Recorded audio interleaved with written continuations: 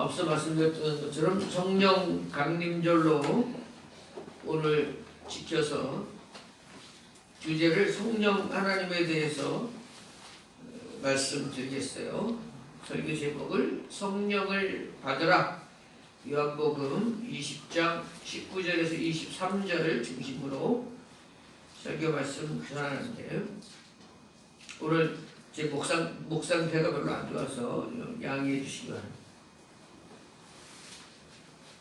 우리가 전통적인 교회의 교리에 따라서 우리가 믿는 하나님을 성부, 성자, 성령, 삼위일체 하나님으로 믿습니다.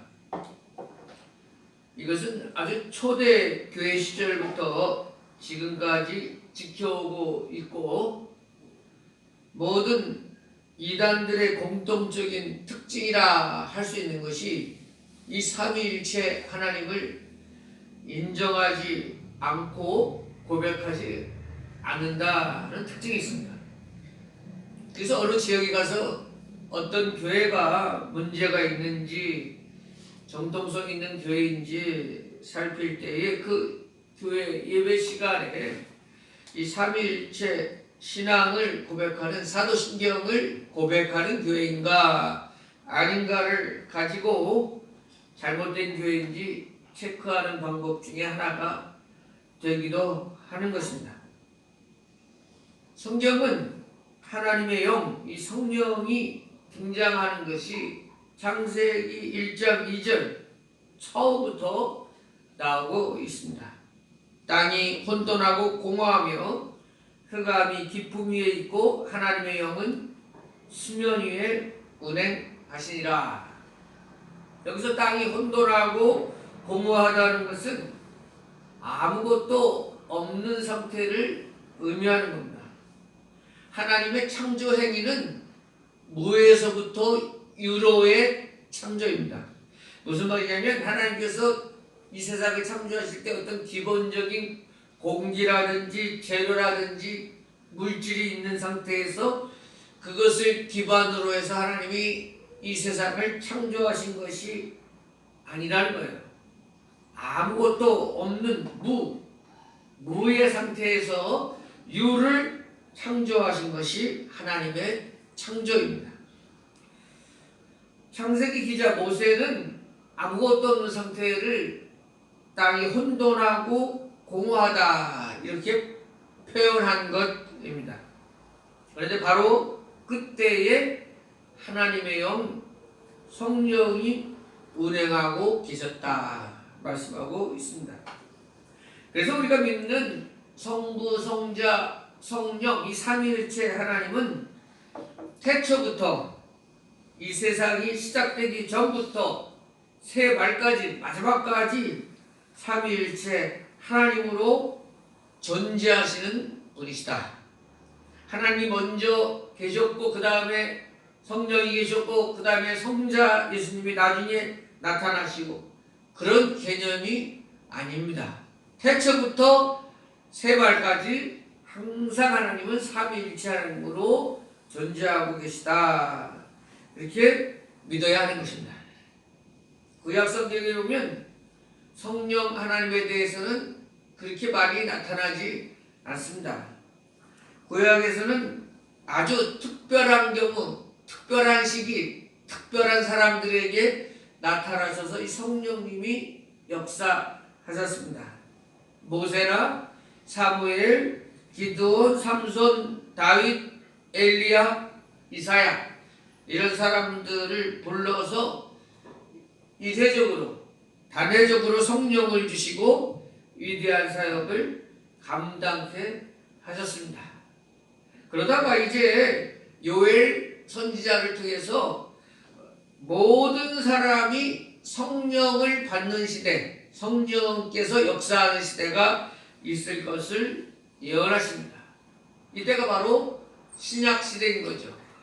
요엘서 2장 28절 29절 그 후에 내가 내 영을 만민에게 부어주리니 너희 자녀들이 장래일을 말할 것이며 너희 늙은이는 꿈을 꾸며 너희 젊은이는 이상을 볼 것이며 그때에 내가 또 내 영을 남종과 여종에게 부어줄 것이며 요엘 선지자는 예수님 이후에 오실 성령 시대 또 성령 시대가 곧 교회의 시대입니다. 오순절 다락방 그 사건을 통해서 교회의 시대가 열어질 때에 교회의 시대의 특징은 뭐냐?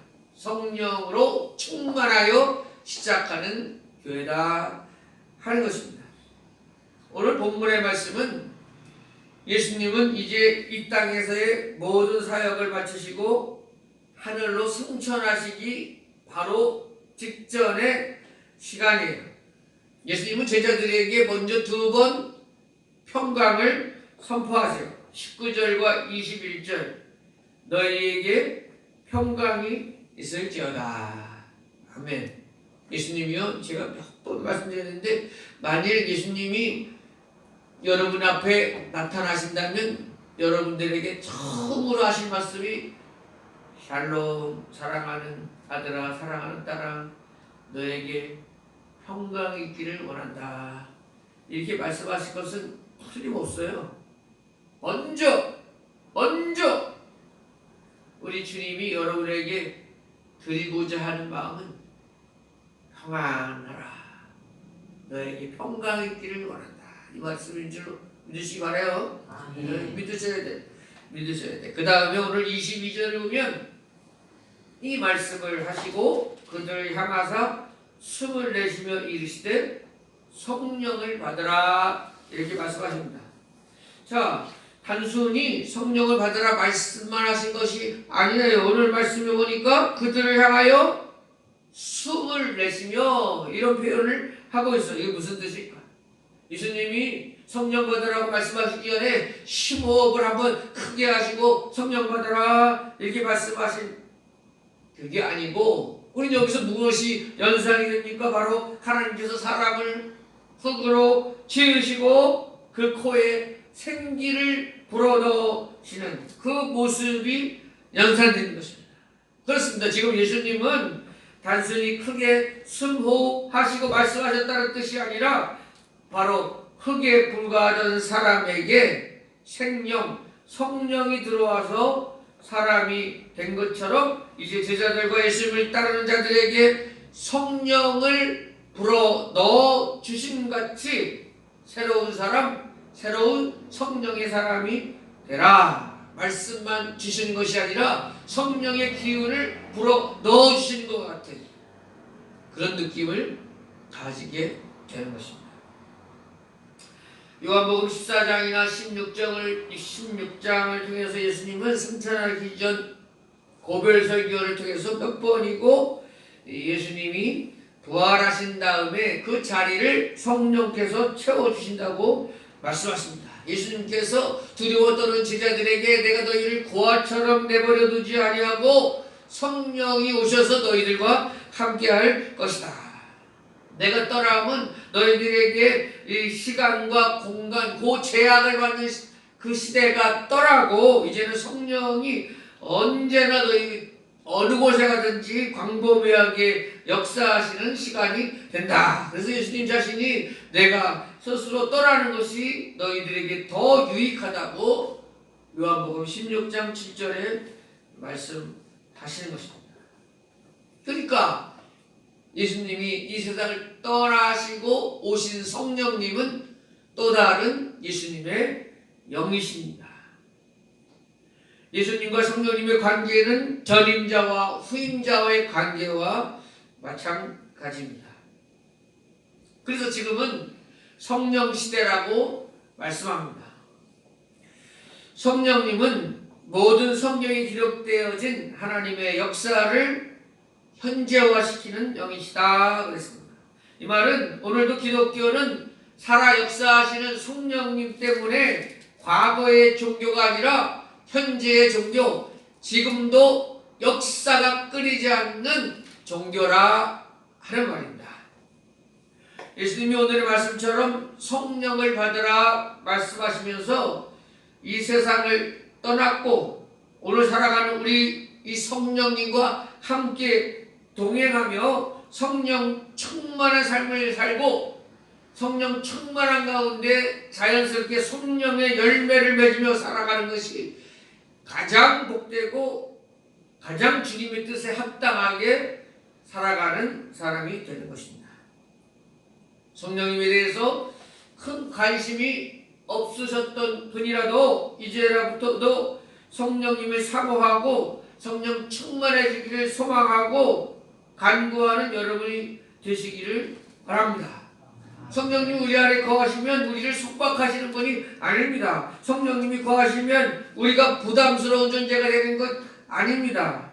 성령님은 예수님의 영이시고 우리를 위로하시고 우리가 슬플 때 위로하시고 어려울 때 힘을 주시고 우리에게 무한한 기쁨을 허락하여 주시고 하늘의 소망을 허락하여 주시며 살아갈 이유를 밝혀주시고 성령님으로 충만할 때에는 이 세상에 있는 나뭇잎 하나 들꽃 하나 돌 하나도 새롭게 보이는 것입니다. 얼마나 기쁨과 감격이 넘쳐나는지 모르는 것입니다. 모든 어두움이 물러가고 정말 이 세상에서 하나님 나라에 거하는 것처럼 만족과 기쁨이 있는 것이 성령 충만인 것을 꼭 기억하시기 바랍니다. 성령 충만은 정말 행복한 시간입니다.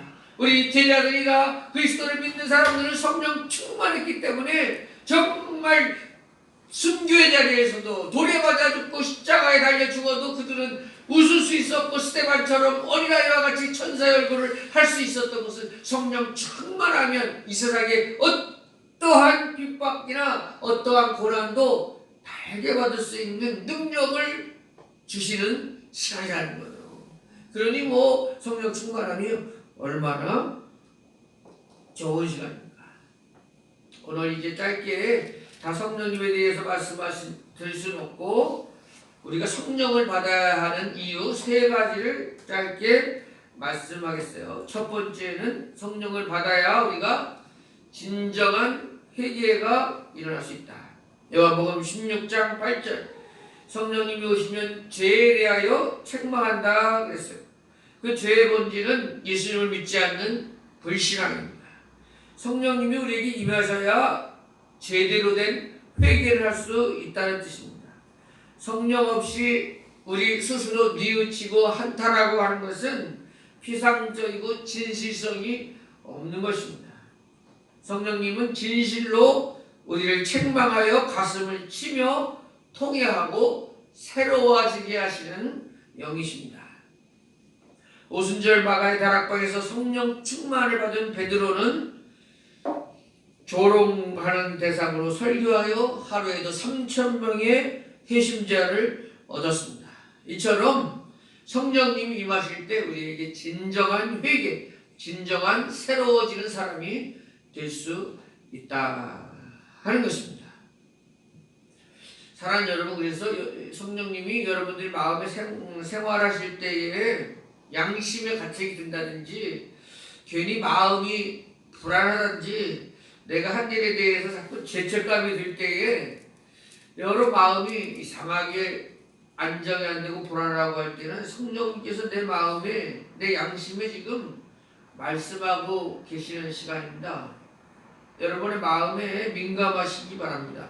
성령님의 음성에 민감하시기 바랍니다. 그때에 바로 기도할 수 있기를 바랍니다. 주님 말씀하십시오. 제가 회개할 것이 있으면 회개하겠습니다. 주여 제가 새로워질 것이 있으면 주님 앞에 새로워지겠습니다. 이 시간 성령님 저에게 가르쳐 주시고 깨닫게 주십시오. 그때 하나님께서 새롭게 말씀하신다 하는 거예요. 성령님의 말씀은 이렇게 우리에게 미세하고 세미하게 다가와요. 그런데 성령님의 말씀에 사람이 불순종하기 시작하면 마치 거울에 때가 끼는 것처럼 점점 둔감해져요. 성령님의 말씀에 불순종이 점점 일상화되고 습관화되기 시작하면 이제 성령님의 음성이 들리지 않게 되고 나중에는 마음이 강팍해지고 바로의 마음과 같이 마음에 화인 맞은 것처럼 큰 죄를 저지르고도 아무런 양심의 가책도 느끼지 못하는 후한부치 같은 사람이 되는 거예요. 그래서 여러분들은 성령님의 음성이 미세하게 다가올 때, 조용하게 다가올 때 그때에 순종하고 그때에 회개하고 그때에 새롭게 되어지 자꾸 성령님의 음성을 뒤로 미루고 불순종으로 자꾸 나가는 것은 내 영혼에 자꾸 불순물이 끼고 두껍게 만드는 것밖에 안 된다 하는 거 기억하시기 바랍니다. 두 번째로 우리가 성령을 받아야 되는 이유는 성령님은 우리를 모든 진리 가운데로 인도하시는 분이기 때문이다. 요한복음 16장 13절 진리의 성령이 오시면 그가 너희를 모든 진리 가운데로 인도하시리니 그가 스스로 말하지 않고 오직 들은 것을 말하며 장래일을 너희에게 알리시라. 하나님이 알려주신다는 거예요. 성령님을 통하여 알려주신다는 거예요. 인간의 기억력은 짧고 쉽게 망각합니다. 예수님이 승천하신 이후에 성령께서 제자들에게 임하셨기 때문에 제자들이 성경을 이렇게 정확하게 기록할 수 있었던 거예요. 너희에게 모든 것을 가르치고 내가 너희에게 말하는 것을 생각나게 하리라. 우리가 기도할 때, 특별히 기도할 때 하나님의 말씀이 생각나는 것, 그때는 하나님의 응답일 가능성이 매우 높습니다. 다른 생각이 아니고 하나님의 말씀이 나타날 때. 우리가 말씀을 많이 읽어야 되는 이유도 여기에 또 있습니다. 응답이 말씀으로 오기 때문에 그렇습니다. 제가 한 가지 예를 드리면, 제가 우리 이 교회에 오기 전에 춘천에 있는 조그만 교회에 담임 목사로 갈 기회가 있었습니다. 제가 오케이만 하면 바로 갈 수 있는 상황이었습니다. 그래서 저는 먼저 어느 곳에 어떤 조건으로 가는 것이 중요한 것이 아니고 하나님께서 가라는 곳이어야 되지 않겠느냐, 하나님의 응답을 받아야 되지 않겠느냐 해서 제가 기도원에 이제 올라갔습니다. 기도원에 올라가서 기도를 전적으로 하기 시작했습니다. 하나님, 지금 이렇게 제의가 들어온 이 교회를 제가 가야 되는 것입니까? 환경이나 조건이나 이런 것, 그것은 중요하지 않습니다. 하나님이 보내시면 어떤 곳이라도 가야 되지 않겠습니까? 그러나 주님이 확신과 말씀을 주셔야 되지 않습니까? 기도원에서 기도하는 동안에 분명한 하나님의 응답, 하나님의 말씀으로 주시는 응답을 받았습니다.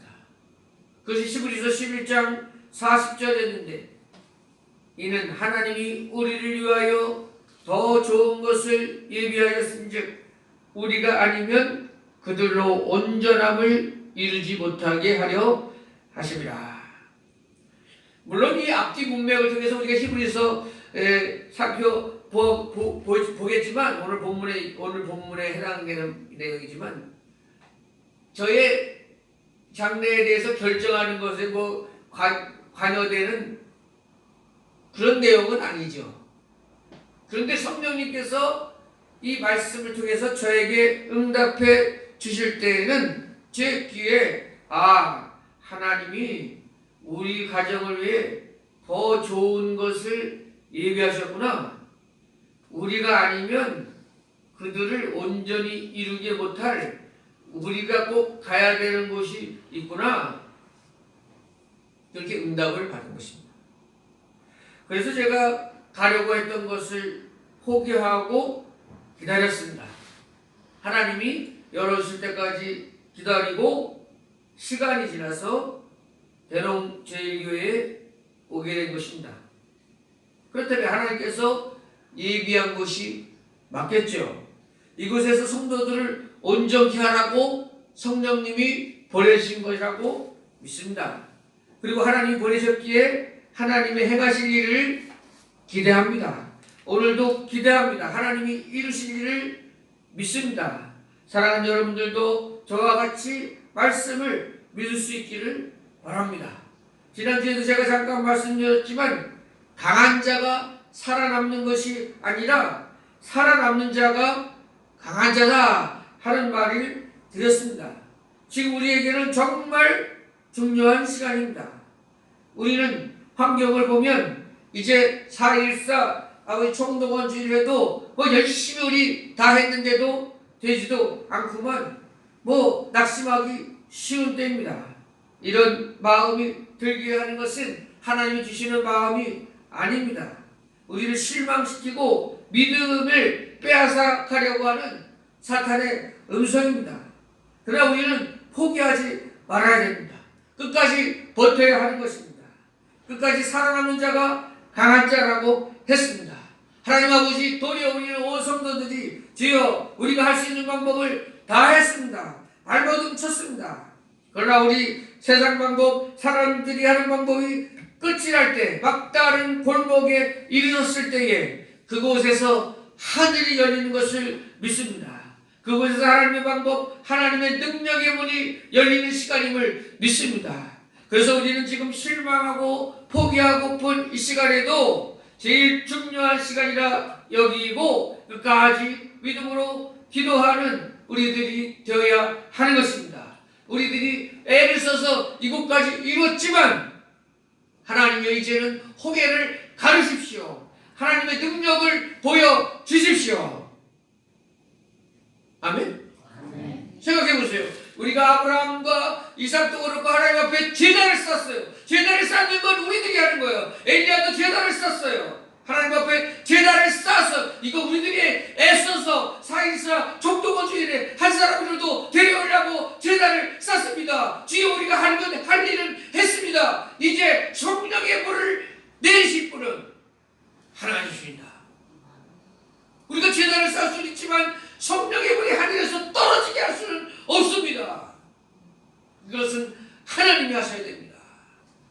이제는 우리가 기도해야 됩니다. 우리가 할 바를 했으니 하나님이 하십시오. 하나님이 하실 줄로 믿습니다. 이렇게 고백하는 저와 여러분 되시기를 축복합니다. 아멘. 지금이 중요할 때입니다. 지금이 실망하지 않고 낙심하지 않고 지금부터 정말 하나님의 능력을 믿고 의지하고 기도할 때인 줄로 믿습니다. 네, 성령의 불이여 임하소서. 마지막 세 번째로 우리가 성령을 받아야 할 이유는 성령님이 우리의 연약함을 도우십니다. 우리 인간은 얼마나 연약한 존재인지 모릅니다. 아무리 아름다운 꽃도 금방 시들지 않습니까? 우리 육신은 흙집 같아서 언제 무너질지 모르고 마음도 믿음이 좋다 하는 사람들도 이렇게 보면 흔들릴 때가 있는 것입니다. 하나님이 이렇게 연약한 인간을 그냥 내버려 두시면 천국에 가기 전에 모두 다 실족하고 말 것입니다. 그러나 승천하신 예수님은 우리를 고아와 같이 내버려 두지 않으시고 성령님을 보내주셨습니다. 성령님은 파라크레토스 이런 뜻인데 뭐뭐 옆에서 부름받은 자, 부름받아서 누구의 옆에 서 있는 사람, 서 있는 자 이런 뜻이에요. 그러니까는 예수님의 부름으로 우리 낙심한 자에게 새 힘을 주시고 늘 우리 곁에서 늘 가까이에서 우리를 위로하시고 우리에게 새 힘을 주시고 마음이 상한 자를 위로하시고 부족한 자에게 좋은 것으로 채워주시고 슬픔을 당한 자에게 기쁨의 화관을 주시는 분이시다. 로마서 8장 26절 27절 성령도 우리의 연약함을 도우시나니 우리는 마땅히 기도할 바를 알지 못하나 오직 성령이 말할 수 없는 탄식으로 우리를 위하여 친히 간구하시느니라. 연약함을 우리가 어떻게 돕고 있다고요? 우리를 위해서 친히 간구하신대요. 우리가 제대로 기도할 제목도 모르고 기도할 바를 알지 못할 때에 기도할 힘조차 없어가지고 많이 아프고 말해요. 마음에 근심이 차고 걱정이 많으면 기도도 잘 안 돼요. 그때에 정말 기도도 잘 못하고 있는 우리를 위해서 성령이 도우시는데 기도로 도우신다 하는 거예요. 말할 수 없는 탄식을 위하여 우리를 친히 간구하신다. 믿습니까? 믿으십시오. 믿으십시오. 우리 홀로 살아가지 않습니다. 예수님이 떠나는 이후에 지금은 성령 시대에 성령님이 우리와 함께 하십니다. 우리 곁에 늘 가까이 늘 곁에 계십니다. 우리 속에서 역사하십니다. 사람들을 붙여주시기도 합니다. 말씀을 깨닫게 하십니다. 주의 백성답게 살아갈 용기와 능력을 주십니다. 성령 강림절을 맞이해서 그런 성령님과 동행하는 복된 주의 백성들 다 되시기를 축복합니다. 우리 합심하여 기도합시다.